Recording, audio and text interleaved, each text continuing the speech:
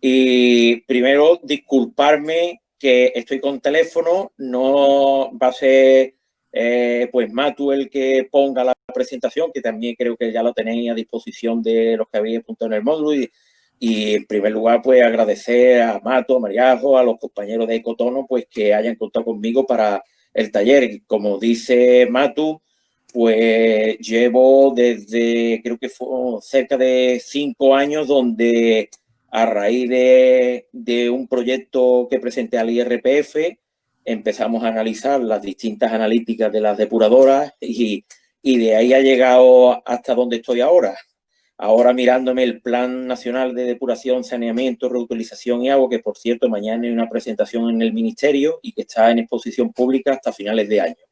Digo por si alguien está interesado, porque es uno de los mayores retos al que se enfrenta ahora mismo España en materia de agua. De hecho, por ejemplo, en el Guadalquivir está previsto en el próximo ciclo de planificación la inversión de hasta 1.600 millones de euros, porque además es uno de los problemas más graves que tiene Andalucía, por la falta de depuración y por el mal funcionamiento de muchos objetos, de hasta 5 expedientes de sancionadores por el Tribunal, bueno, por la Comisión Europea, y 2 de ellos han llegado al Tribunal de Justicia de la Unión Europea. Multas de un montón de millones de euros, que seguirán las multas mientras que no se complete el vertido cero, y que en algunos casos no va a ser tan pronto, y que al menos entre los próximos 3 o 4 años seguiremos pagando multa porque no se completará el ciclo. Dicho esto, yo he intentado que lo más interesante, que es la última parte, dedicarle más tiempo, y he digamos, dividido en 3 bloques más o menos el webinar. Una primera sobre contaminación, qué causa, la origina, la clasificación, las características de las aguas residuales.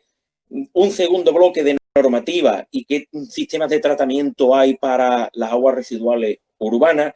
Y un último donde os digo dónde podéis encontrar esos datos analíticos, dónde podemos encontrar los informes provinciales, qué es lo que tenemos que mirar para interpretar esos datos y llegar a la conclusión de si nuestra aglomeración urbana está cumpliendo o no está cumpliendo la normativa. Siempre en base a los datos oficiales del control que ejerce la propia administración autonómica, que seguramente difieran de los propios controles que hacen las empresas que gestionan las propias infraestructuras, y que seguramente eso, como os digo, difieran de los datos oficiales de la Junta, de los propios que realizan las empresas. Si quieres, Matu, puedes empezar a compartir pantalla. ¿Qué entendemos por contaminación? Pues la Carta Europea del Agua, en el artículo 3, dice que contaminar al agua es dañar al hombre y otras criaturas vivientes, las cuales dependen del agua. Y la Directiva Marco de Agua del año 2000, el artículo 2, dice que es introducir directo o indirectamente, como consecuencia de la actividad humana, sustancias o calor a la atmósfera, al agua o al suelo que pueden ser perjudiciales para la salud humana o para la calidad de los ecosistemas acuáticos o los ecosistemas terrestres, que dependen directo o indirectamente de estos ecosistemas y que causan daño a los bienes materiales o deterioran o dificultan el disfrute de uso legítimo del medio ambiente. El texto refundido de la Ley de Agua, que del año 2001, más o menos dice también lo mismo. Así, nosotros entendemos que contaminar es cualquier desviación de la pureza. Cuando se trata de contaminación ambiental, significa desviación a partir de un estado que se considera normal en lugar de partir de uno puro. Entonces, la contaminación va ligada al uso que se le dé. Cualquier sustancia que impida un uso normal del agua se debe considerar como un contaminante de la misma. ¿Qué causa la contaminación? La contaminación puede ser proceder de fuentes naturales o de actividades humanas, fuentes artificiales. La más importante, sin ninguna duda, la que provoca el hombre. El desarrollo e industrialización supone un mayor uso del agua, una gran generación de residuos, y de los cuales van a parar al agua y al uso de medios de transporte fluviales y marítimos. ¿Cuáles son las principales causas de la contaminación?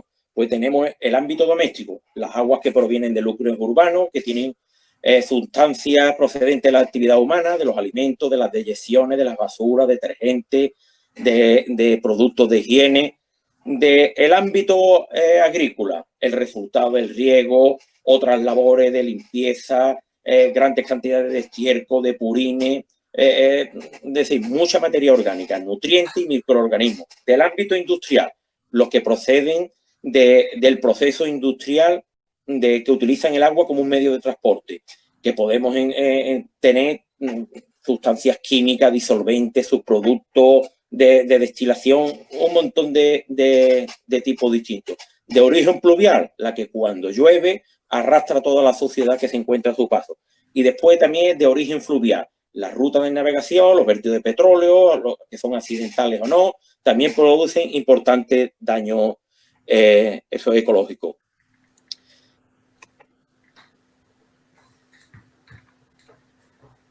En las áreas urbanas, pues son los contaminantes que llegan a los cursos fluviales provenientes de las aguas residuales urbanas, de efluentes industriales. Las aguas residuales urbanas se consideran todo eso.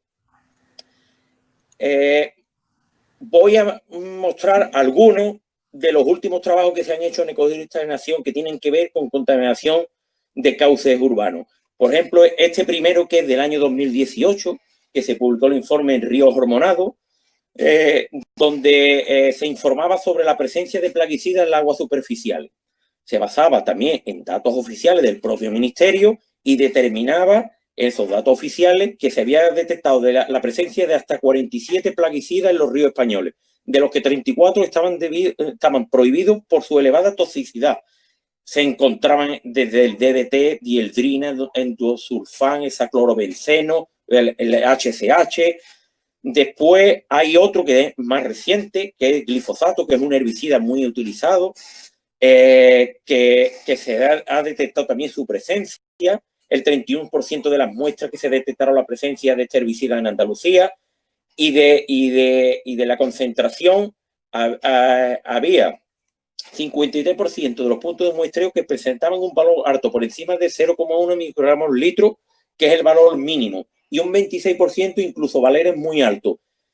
Esto incluso ha dado lugar, recientemente sacamos una nota de prensa en Andalucía, porque en algunos casos había datos que eran absolutamente escandalosos. Por ejemplo, un pantano de consumo en la Sierra de Cádiz tenía uno de los datos era de 15 microgramos litro, cuando el límite era 0,1. Era una barbaridad. Eso habían vaciado una cuba entera en el pantano. Y después que es el más reciente, que es autorizaciones de pesticidas prohibidos, pues que nuestro país, pues excepcionalmente exceptúa la utilización de una serie de plaguicidas que están prohibidos. Y en el año 2019, pues se han concedido hasta 33 autorizaciones que han permitido el uso de estos plaguicidas en concentraciones superiores, en uso diferente a los que están autorizados. Siguiendo, ¿cómo se clasifican los contaminantes que hay en el agua? Pues los contaminantes podemos estudiarlos por sus efectos tóxicos, por la alteración ecológica que provocan, por sus fuentes de contaminación y sobre su base de naturaleza. Según su naturaleza, tenemos residuos con requerimiento de oxígeno. Y es que el oxígeno que está disuelto en el agua, pues se mide con el porcentaje de saturación. Cuanto más oxígeno haya en el agua, más saturado, más vida habrá. Cuando está por debajo del 50%, se considera que el agua está contaminada. ¿Cómo se mide esto? Se va a medir con una serie de parámetros que luego veremos su importancia un poquito más adelante. Tenemos agentes patógenos, entre los que se encuentran virus, bacterias, protozoos, nematodos, nutrientes vegetales, que es un factor importante limitante en el crecimiento de las plantas. El aporte de nutrientes al medio acuático de forma natural no se considera contaminación, pero cuando hay un excesivo aporte de nutrientes, se produce lo que se llama la eutrofización, que conduce al agotamiento de oxígeno, menos presencia de organismos y al incremento de la biomasa y al crecimiento de algas. Entre los nutrientes más importantes, el nitrógeno y el fósforo. Después tenemos compuestos orgánicos sintéticos, muy habituales en las aguas residuales, los detergentes, agentes tensoactivos que existen en los detergentes llegan en las aguas residuales, llegan a nuestros cauces públicos. Plaguicidas, como lo que hemos hablado anteriormente, sustancias químicas naturales o sintéticas que se utilizan para eliminar plagas. Hidrocarburos y derivados del petróleo también están presentes en las aguas residuales urbanas. Sustancias químicas inorgánicas y minerales que producen, entre otras causas, aumento de la acidez del medio, salinidad y toxicidad. En los sedimentos, las partículas sólidas que se encuentran en suspensión en el agua, muy importante porque es una de las cosas que luego se utilizan para determinar en las depuradoras. Incluso materiales radiactivos y el calor como forma de contaminación también. Y ahora quiero detallar un par de cosas que estamos detectando o se han detectado en el agua. Ayer, no sé si vieron ustedes un programa que ahora hay en La Sexta de Naturaleza, que ayer hablaban del murciélago como y la calidad en río. Pues aquí viene un poco a reflejar qué se entiende por sustancias prioritarias y contaminantes emergentes. Pues las sustancias prioritarias son sustancias que están identificadas de acuerdo con un apartado de la Directiva Marco de Agua, en que son sustancias que están causando un daño mayor al medio y son objeto de un tratamiento especial. Hay una serie de normativas que donde regulan cuáles son esos contaminantes emergentes. Hay un listado primero. Después hay otro listado de lo que se llaman contaminantes emergentes, que son los que corren el riesgo de ser sustancias prioritarias porque todavía no están suficientemente estudiados. Y dentro de los contaminantes emergentes, pues tenemos un montón de plaguicidas, antibióticos, herbicidas, sustancias como vienen ahí, fármacos, productos de higiene personal, antisépticos, retardantes de llama, incluso drogas, disruptores endocrinos. Hay un montón de sustancias contaminantes emergentes y prioritarias que están también presentes en las aguas. Si le das, Matu, hace unos años hubo en Valencia un congreso de depuración donde había un titular muy llamativo que salió en todos los medios de comunicación, que hablaba, por ejemplo, aquí en Andalucía, peces con Voltaren en el Guadalquivir.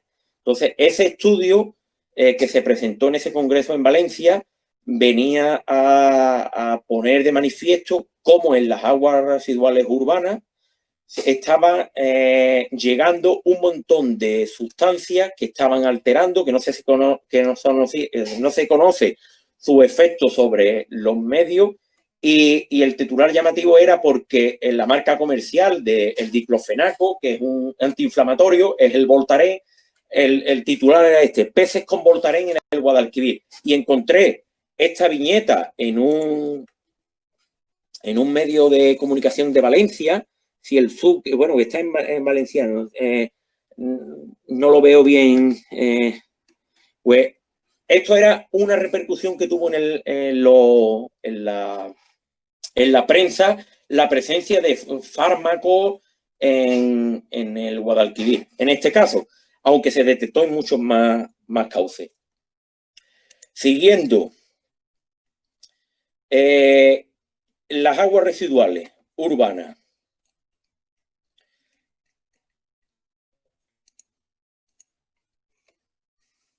¿Qué es el agua residual urbana?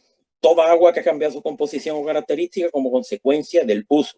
Todas las aguas que debido fundamentalmente a la acción humana han ido contaminadas y son potencialmente peligrosas en el caso de que sean vertido en el medio ambiente sin un tratamiento previo.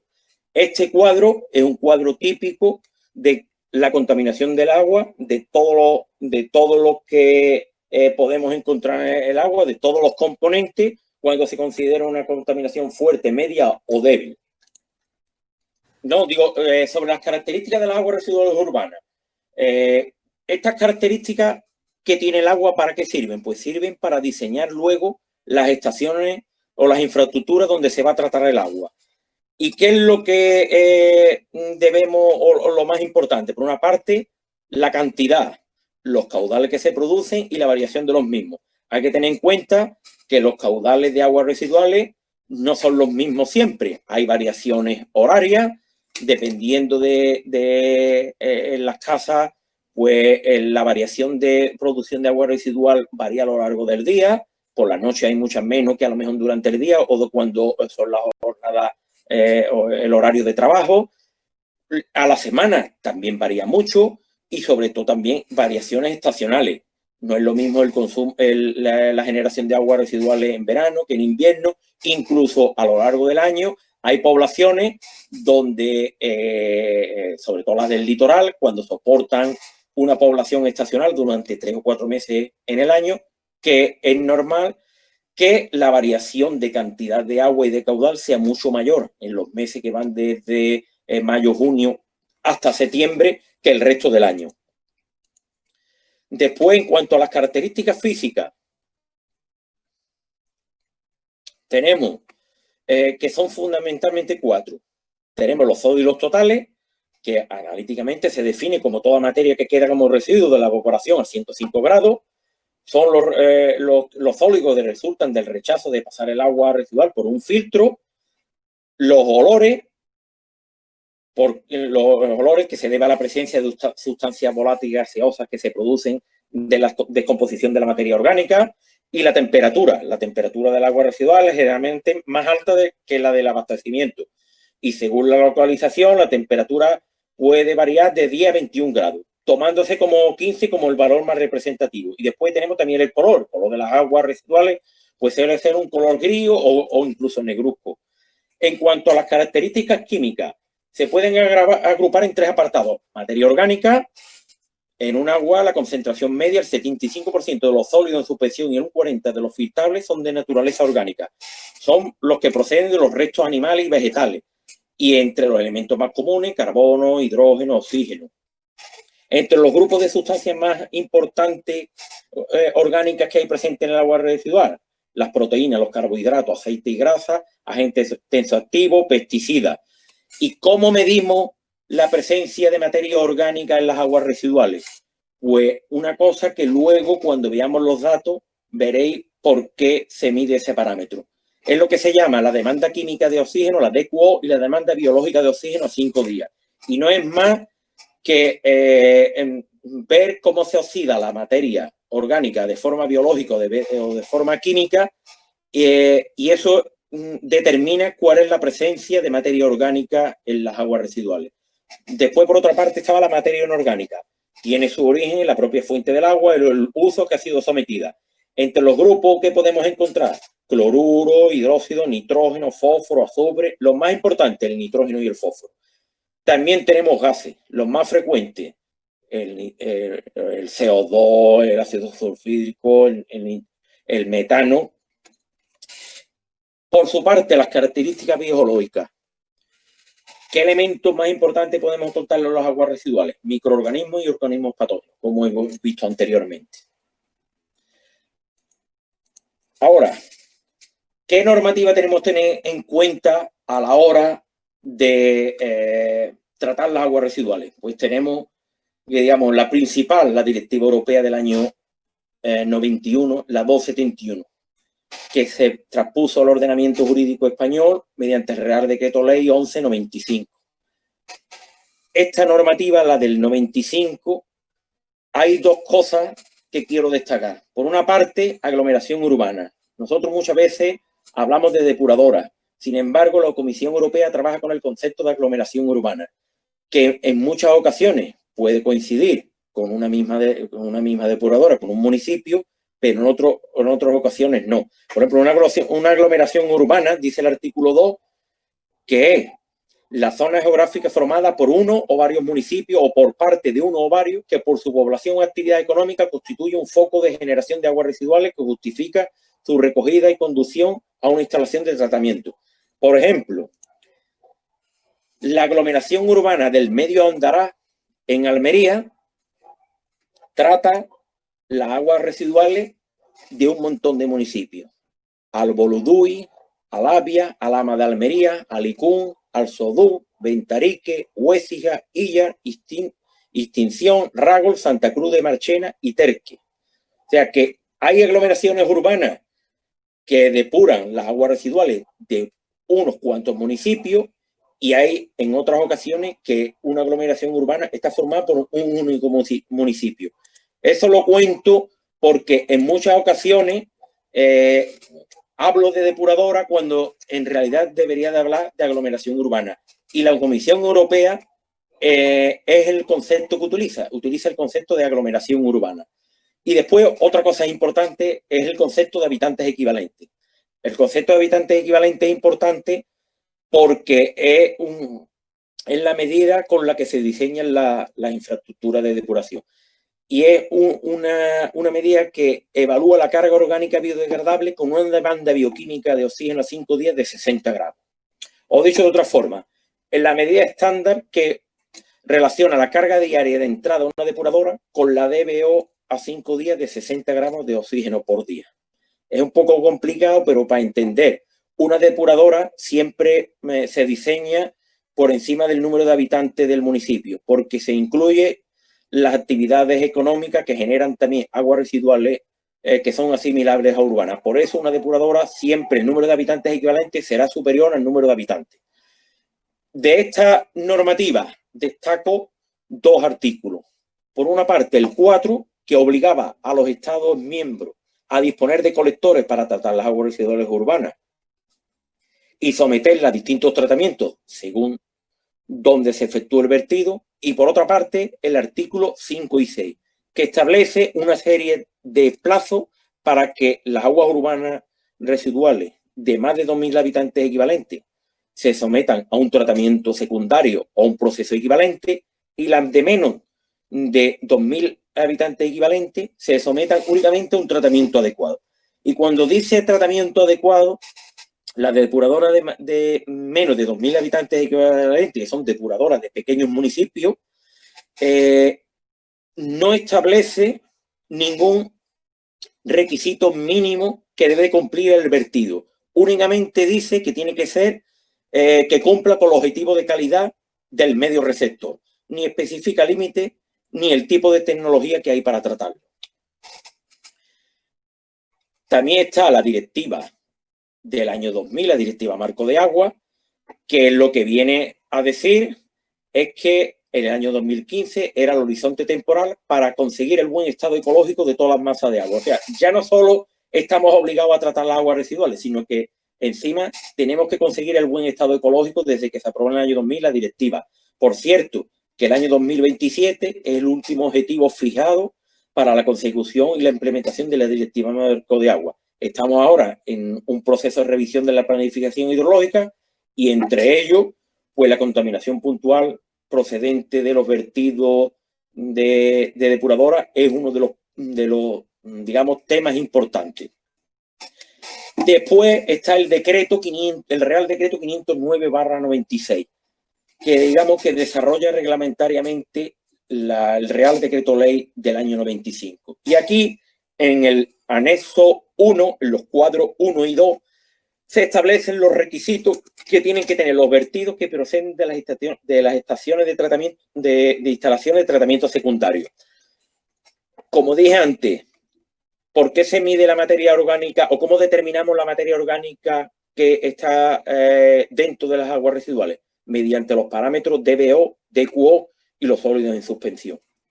Y cuando las aguas se sitúan, o digamos, el efluente del vertido de la aglomeración urbana se sitúa en una zona que está determinada como zona sensible, que hay unas normativas tanto para las demarcaciones de las cuencas internas como las demarcaciones del Guadalquivir, en el caso de Andalucía, se determinan mediante una normativa qué aglomeraciones urbanas se sitúan en zonas sensibles. Cuando las aglomeraciones urbanas se sitúan en zonas sensibles, quiere decir que el medio receptor es más sensible y tiene que tener un tratamiento adicional. Y el tratamiento adicional consiste en que tiene que tener o tiene que evaluar también el nitrógeno y fósforo. Y tiene que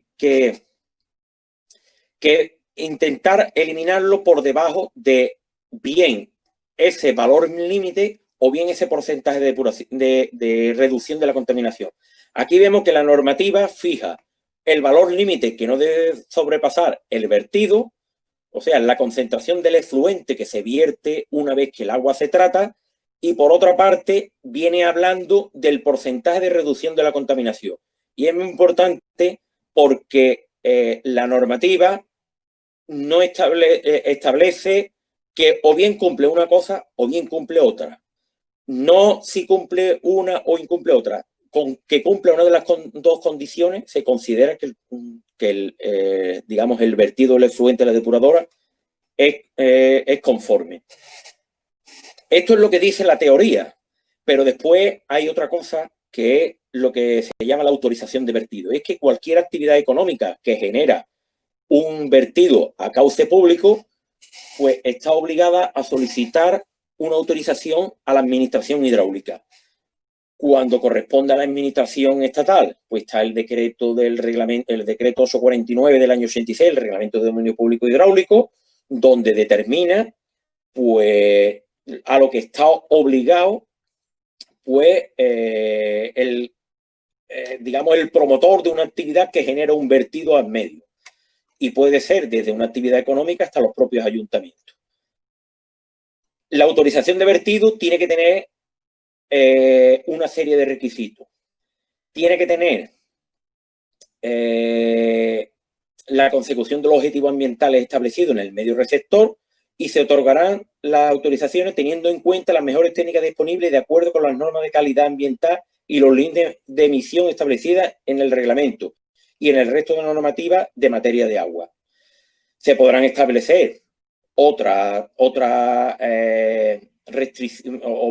límites más restrictivos que lo que permita la norma.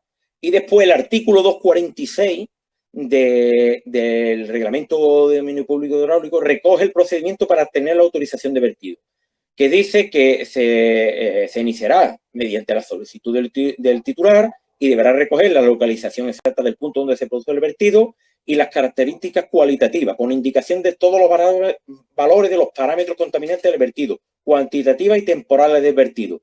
Y que para garantizar esto, el artículo 251 recoge las condiciones que esto deben de realizarse. Entre ellos destaco una cosa, y es los valores límite de emisión del efluente. Y esto es importante, ¿por qué? Porque una cosa es que la normativa te diga que los valores límite del efluente son de la DBO, de la DQO y de los sólidos en suspensión, los que se reflejan 25, 125 o 35 o un porcentaje de reducción de la contaminación. Y otra cosa es los valores que se establecen en la autorización de vertido, que en muchas ocasiones estos valores pueden coincidir con los valores de la propia normativa, pero que hay en ocasiones que los valores son distintos, dependiendo del medio receptor, de las características históricas, de cómo ha ido evolucionando la calidad que se exige para ese medio receptor. En Andalucía hay otra normativa, que es el decreto 109 del año 2015, por el que se aprueba el reglamento de vertido al dominio público hidráulico y al dominio público marítimo terrestre, porque Andalucía tiene las competencias en el vertido al dominio público marítimo terrestre y las autorizaciones que se vierten al DPMT, pues es la administración autonómica la que tiene que autorizar el vertido. Con lo mismo, y es importante porque es aquí en las autorizaciones de vertido donde se concreta la forma de medición y las concentraciones o porcentajes mínimos de reducción de la contaminación en el efluente, que ya he dicho que puede coincidir en muchas ocasiones con lo que marca la normativa, pero hay veces que no. Y después esto será importante a la hora de determinar si una depuradora es conforme o no. Ya rápido, ¿qué tipo de sistema de depuración hay? Sistema de depuración hay según el tipo de elemento que se emplea en el proceso o según la ubicación del proceso. Según la ubicación del proceso tenemos el pretratamiento, que lo que hay es unas rejas de desbaste donde se produce la eliminación de las arenas, de los sólidos y de los aceites. Un tratamiento primario, que puede ser un tratamiento físico-químico, donde se genera un agua que pasa a un tratamiento secundario y unos sólidos que se precipitan y van a una línea de fango. El tratamiento secundario, que es un tratamiento biológico, donde lo que hay son unas bacterias que trabajan en condiciones de oxígeno. Ese oxígeno se proporciona mediante un sistema de burbujeo, mediante unos motores. De ahí que el mantenimiento de las depuradoras de tipo convencional o de tipo biológico sea muy caro, porque necesita que esté funcionando continuamente este tratamiento secundario, y la única forma de que el sistema de burbujeo funcione es la energía. Entonces, mediante la energía que proporcionan unos motores, van moviendo una serie de rasquetas, que es las que mantienen esas condiciones de oxígeno en el agua, y hay unas bacterias que trabajan en esas condiciones para degradar la materia orgánica que presente en el agua, y una parte del agua va al tratamiento terciario en el caso de que haya, o directamente va a cloración, o el agua va a ese tratamiento secundario, a tratamiento terciario o cloración. Y la materia en suspensión, que por precipitación llega abajo mediante una rasqueta, se eliminan y van a la línea de fango. Ahí os pongo un esquema de una infraestructura de tipo convencional. Hay un primer tratamiento, que es la eliminación de, como hemos dicho, de sólidos, pequeños bastoncillos, de toallitas, de colillas. Mediante una rasqueta van eliminando ese tipo de sólidos. Después también hay desarenado y desangrasado, que también el aceite por mayor densidad están arriba, y una rasqueta que lo va eliminando, y las arenas van al fondo y otra rasqueta también los elimina. Eso van al tratamiento primario, que es un tratamiento físico y químico, por lo cual una parte del agua va al tratamiento secundario y el resto va a la línea de fango. Los fangos, luego, mediante unos tratamientos en condiciones, se hace una digestión, pero en condiciones mediante anaerobio, se produce gas metano, y el producto, que tiene una humedad bastante elevada, luego se aplica en viandas orgánicas o se hace compostaje. Recientemente hay, el año pasado, una normativa conjunta de Agricultura y Medio Ambiente, por el cual ahora le dan a la depuradora, creo que un plazo de 3 años, para que adapte la línea de fango y se sometan los fangos a un tratamiento térmico antes de su posterior uso. El uso puede ser luego la aplicación en campo, que muchas veces, o la mayoría de las veces, se utiliza en eso. Y el agua, finalmente, si se produce el tratamiento terciario, pues lo que se somete a un tratamiento de cloración para verterla de nuevo al medio receptor, con unas concentraciones que son las que permite o bien la normativa o bien su autorización de vertido. Y cuando se trata de depuradoras, que son las que se llaman de bajo coste o de se le llaman tecnologías verdes, son o se recomiendan para aquellos municipios pequeños. ¿Por qué? Porque lo que hace es recrear la naturaleza, cómo funciona, recrear cómo depuraría la naturaleza el agua residual. Entonces hay distintos tipos de tratamiento. Están los filtros verdes, humedales artificiales, lagunajes, filtros de turba, contactores biológicos, lechos bacterianos. En la provincia de Sevilla, en concreto en Carrión de los Céspedes, hay una planta experimental que es del CENTA, el Centro de las Nuevas Tecnologías del Agua, que yo os animo, si no habéis asistido allí o habéis podido ir, os recomiendo que cuando se pueda organicéis desde vuestro colectivo una visita al CENTA y podáis ver allí in situ los distintos tipos de sistemas que hay de bajo coste, que las características es que no tienen apenas consumo energético, sino tienen ninguno.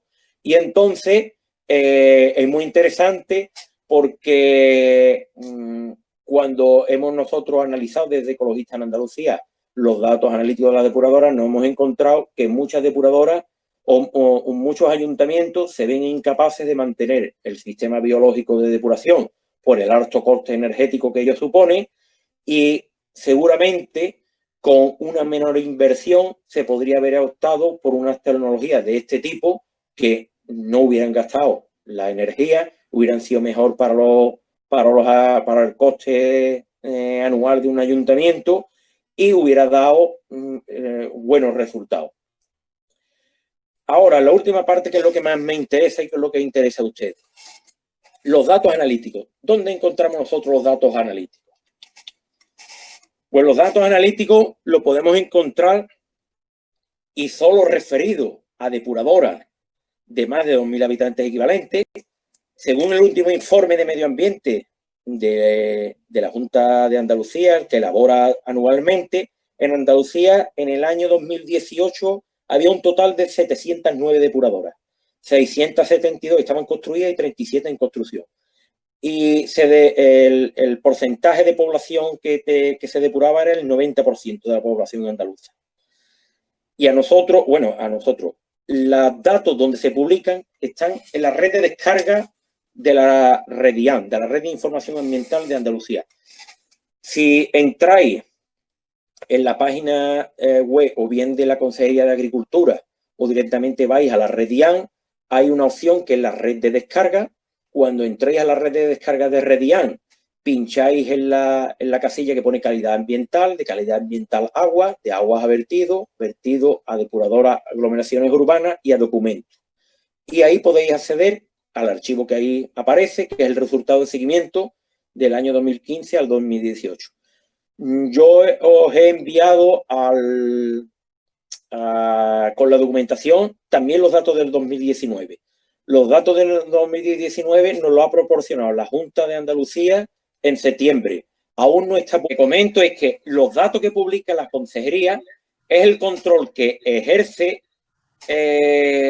la propia Administración Hidráulica Autonómica de las depuradoras de más de 2.000 habitantes equivalentes. Y si he dicho antes que en Andalucía hay un total de 709, ahí solo vienen datos de unas 320 o 330 depuradoras. Esto quiere decir que prácticamente es casi el 50%. Del otro 50% no existen datos. O bien porque o no ha ido la administración a tomarlo, o porque son depuradoras de menos de 2.000 habitantes equivalentes y entonces no se les exige un límite. Entonces, como no se les exige y únicamente tienen que tener un tratamiento adecuado, pues no existen los datos. Y lo hace la Consejería con dos motivos. Por una parte, ver el cumplimiento del Real Decreto 509 y por otra parte, porque a Europa tiene que enviar los resultados cada 2 años. Cada 2 años la Consejería recopila la información de todas las depuradoras, sean de su competencia o no sean de su competencia. O sea, en Andalucía hay 4 demarcaciones geográficas, 3 de competencia autonómica y el Guadalquivir de competencia estatal, pero la Consejería también analiza las depuradoras que están en la demarcación del Guadalquivir. Recopilan esa información y se envía a Europa. Es lo que se llama el cuestionario Q. El cuestionario Q, el último, está publicado, es el Q19, está publicado en septiembre de este año. Hay una página en internet que la documentación tenéis para descargarlo, con información de todas las aglomeraciones urbanas del Estado. Hace un mes y pico que tuve una reunión con el subdirector general de planificación, nos dijo que es un problema muy gordo que hay en España, pero fundamentalmente en Andalucía, y hay más de 500 incumplimientos en todo el Estado que se han enviado a Europa. Si le das para adelante, Matu, cuando nos encontramos, cuando nos descargamos ese archivo, es el de datos, ¿qué es lo que nos vamos a encontrar? Pues unas tablas como esta. Unas tablas donde viene el nombre de la depuradora, están separados por provincia, viene el nombre de la depuradora, el número de muestras depende del tamaño, eso también está reflejado en la normativa. Puede haber 6 muestras, 10, 11, 12, 24, depende del tamaño de la depuradora, y nos vamos a encontrar siempre datos del agua bruta de entrada, del afluente, datos del agua de salida, el efluente y el porcentaje de reducción de la contaminación. Siempre para los 3 parámetros, la DBO, la DQO y los sólidos en suspensión. Y si la depuradora se sitúa en zona sensible, además se analiza el nitrógeno y el fósforo. Eso es lo que nos vamos a encontrar. Según la normativa, una depuradora será conforme a normativa si no supera el valor de concentración máximo o el porcentaje de reducción de la contaminación mínimo establecido para cada parámetro en un número determinado de muestras, que ese número también viene determinado en el anexo 3 del Real Decreto 509. Esto, ya he dicho, esto sobre todo es la teoría. Ahora, como dije antes, las autorizaciones de vertido que tienen que sacarse el titular de la actividad económica que genera un vertido, lo podemos encontrar bien en la página web de la Confederación Hidrográfica del Guadalquivir. En esa dirección web que hay ahí, hay hasta 304 autorizaciones de vertido que podéis descargarse. No solo incluyen a depuradoras o a municipios, sino que incluso hay actividades industriales, no todas, porque el censo de vertido creo que me parece a mí que el número de vertidos que hay en la demarcación del Guadalquivir son 1000 y pico, y aquí tan solo hay 304. Esto es decir que lo han puesto recientemente. Esta información está colgada desde septiembre de este año. Nos hemos llevado detrás de la hidrográfica del Guadalquivir un montón de tiempo exigiéndole que estas autorizaciones de vertido pudieran ser públicas y la pudiera ver cualquier ciudadano, digamos, para cumplir la ley de transparencia, porque la hidrográfica del Guadalquivir se negaba. Hasta ahora lo único que existía es un censo de vertido, y ahí lo único que venía era un listado de todos los vertidos que había, pero no venía la posibilidad de yo descargarme la autorización de vertido y comprobar los límites que vienen ahí, si son o no los mismos que la normativa. Esta autorización de vertido es la hidrográfica del Guadalquivir, pero la Junta de Andalucía tiene una página propia, que ahí viene la dirección, donde podéis descargar, es un formulario, donde poniendo en uno de estos cuadros EDAR, o si conocemos el municipio o conocemos el titular, podéis descargarse no solo la autorización de vertido actual, sino incluso las modificaciones posteriores que hayan podido ocurrir. Esto es algo que lo difiere de la hidrográfica de Guadalquivir. La hidrográfica de Guadalquivir ha tardado, las ha puesto, pero está únicamente la autorización, no están las modificaciones posteriores en el caso de que haya. Ahora nos vamos a esas autorizaciones de vertido. ¿Por qué decía yo que hay que ver las autorizaciones de vertido para comprobar que los límites que están establecidos en la normativa son los mismos que la autorización de vertido? Por ejemplo, tenemos aquí la depuradora de Guadalete en Jerez. Nos vamos a la autorización de vertido, y en la autorización de vertido nos encontramos. Espera que nos encontramos ese cuadro ahí. Espérate que llegue un momento.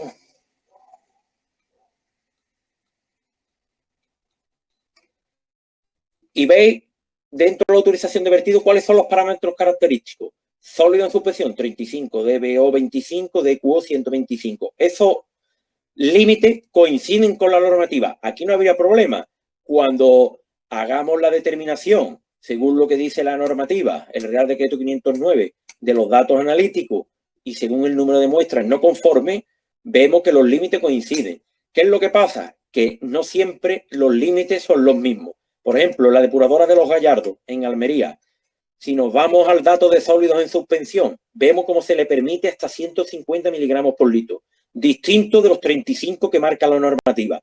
A la hora, luego veremos un ejemplo, pero a la hora de determinar si una depuradora es conforme o no, no solo hay que mirar la normativa, sino que hay que comprobar que los límites difieren en la autorización de vertido. En este caso, había que rehacer habría que volver a evaluar los datos de las muestras analíticas una vez que hagamos la evaluación con lo que dice la normativa. Si no, ahora lo vamos a ver con un ejemplo. Y este último, otro de Tablada, en Sevilla. La aglomeración urbana de Tablada, en Sevilla, se le permiten unos límites totalmente distintos a lo que dice la normativa. Por ejemplo, sólido en suspensión 15, cuando el límite está en 35 en la normativa. La DQO, 80, cuando el límite es 125. El fósforo para una aglomeración urbana de Tablada, que es más de 100.000 habitantes equivalentes, el límite es 1 miligramo litro. Pues el fósforo le permiten hasta 4 veces. Igual que el nitrógeno, el límite es 10 y le permiten 4 veces más. Vamos a ver un ejemplo. Por ejemplo, la depuradora o la aglomeración urbana de Carbonera. Cuando vamos a los datos analíticos de la aglomeración urbana de Carbonera, nos encontramos que hay 12 muestras analíticas. Viene la fecha en que se tomó la muestra, viene el agua bruta de entrada, el agua bruta de salida. Si vemos todos los datos, por ejemplo, el mes de febrero, el 2 de febrero, para el efluente, el parámetro DBO, vemos que la concentración es 26,1. El límite es 25. Supera el límite. Pero, sin embargo, vemos el rendimiento, el 96%. ¿Qué es lo que dice la normativa? Que o bien cumple una cosa o bien cumple otra. En este caso, pues consideramos que la muestra es conforme. Sin embargo, vamos a los datos de sólido en suspensión.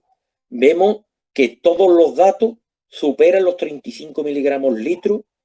Todo eso supera los 35 miligramos litro que establece la normativa como límite máximo a no sobrepasar. Entenderíamos que según la normativa, las 12 muestras incumplen para los sólidos de suspensión. Entonces, diríamos que la depuradora no es conforme.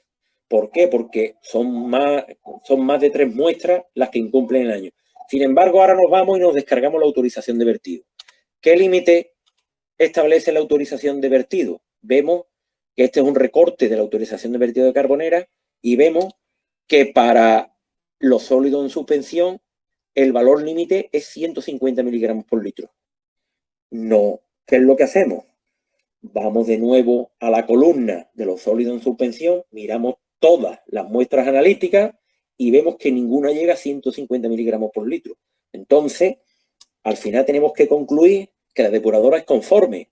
¿Por qué? Porque donde verdaderamente hay que, digamos, los límites que verdaderamente tiene que cumplir es lo que le están establecidos en su autorización de vertido. Como le permite 150, entendemos que cumple. Ahora vemos otra, la depuradora de Moguer, en Huelva. Vemos también 12 muestras analíticas. Ahora nos vamos, ¿qué es lo que dice la autorización de vertido?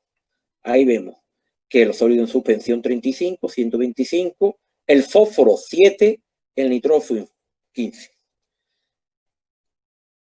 Esto difiere en algo de lo que dice la normativa. Es una aglomeración urbana que se sitúa en zona sensible, entonces hay que mirar también nitrógeno y fósforo. Los límites son distintos a la autorización de vertido. Si ahora miramos los datos de las DQO, vemos que en la DQO hay 5 muestras que superan las concentraciones límite y 5 para los sólidos en suspensión. O bien, tenemos, por ejemplo, un dato. El de Moguer, 19 de junio. El DQO, 195 miligramos litro. El porcentaje de reducción de la contaminación, 71%. Incumple los dos. Es más de 125 y no llega al 75% mínimo que exige. Incumple. Las dos anteriores, la de abril y la de mayo, 3/4 de lo mismo. 132 miligramos litro, más de 125, 133, más de 125 y el porcentaje de reducción está en 56. Incumple. Los sólidos de suspensión pasa igual. En cuanto a los nutrientes, se superan los límites establecidos en la autorización en todas las muestras para el nitrógeno. Vemos además que los porcentajes de reducción de la contaminación están en torno entre el 0 y el 15% de media. Quiere decir que la depuradora es que no sé en estos momentos si tiene terciario. Yo creo que no tiene terciario. Entonces, vemos que incluso con el sistema secundario tiene unos porcentajes de reducción bajísimos. Entonces, determinamos que como todas las muestras superan para el nitrógeno, decimos que la depuradora es no conforme. Necesitaría adecuación y mejora para corregir el tratamiento biológico, así como el tratamiento terciario. Y por último, en la guía hay más ejemplos. He puesto un par de ejemplos distintos.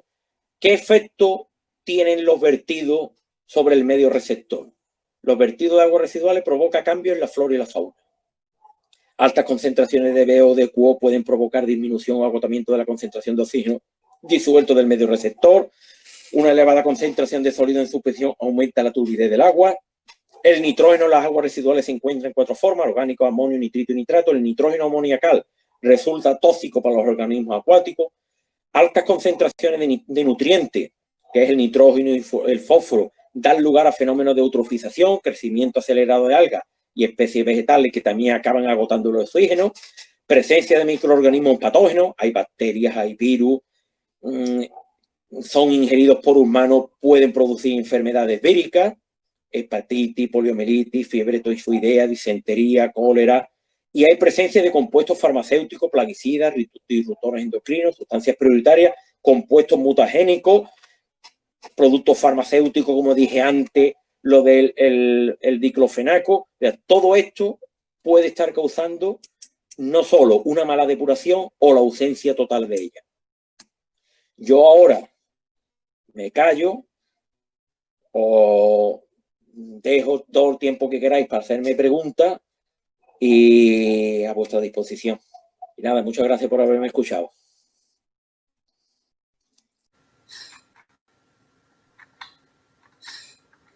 Muy bien, pues nada, muchísimas gracias, nos vemos en otra. Bueno, hoy ha habido gente desde Colombia y desde Escocia, que estoy viendo aquí a mi amigo Jero, que mandó un saludo. Así que nada, esperamos que vaya todo muy bien y nos vemos la semana que viene y seguimos en contacto por la plataforma. Chao.